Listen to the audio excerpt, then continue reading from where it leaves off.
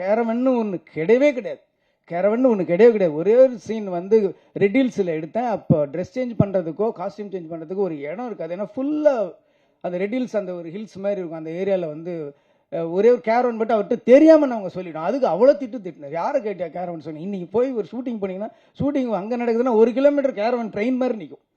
அவ்வளோ பேருக்கு கேரவன் இருக்கிற இடத்துல அன்றைக்கி ஒரு நாள் கூட கேரவன் யூஸ் பண்ணதே கிடையாது. ஒரு நாள் யூஸ் பண்ணேன். அவர்கிட்ட கேட்காம நான் தான் சொன்னேன், காஸ்டியூம் சேஞ்ச் பண்ணணும், க்ரௌடு வரும், உள்ளே வந்தால் அவர் அங்கே வந்தாவே இங்கே பட்டாசு வெடிக்க ஆரம்பிச்சிடுறாங்க. ஸோ அதனால் நீங்கள் வந்து கேரவனில் இருங்கன்னா ஒத்துக்கவே மாட்டேன்ற. கேரவன் ஆக்சுவலி அன்றைக்கி சும்மா தான் இருந்துச்சு. அதுலேயும் சேர் கூட இப்படி சாயிற மாதிரி சேர் மாட்டேன். ஒர்க் பண்ண சில பேருக்கு தெரிஞ்சிருக்கும். நான் சொல்கிறது ஒரு புள்ளி கூட போய் கிடையாது, மிகைப்படுத்தவும் கிடையாது.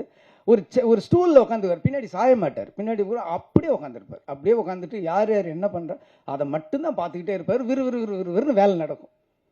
மற்றவங்க என்ன வேலை பார்க்குறாங்க, வேகமாக வேலை நடக்குதா, என்ன சாப்பிட்றாங்கன்றது மொத்தமாக அப்படி ஒரு நெட்வொர்க் மாதிரி வச்சுக்கிட்டு எல்லாரோட கேரையும் எடுத்துக்கிறவர்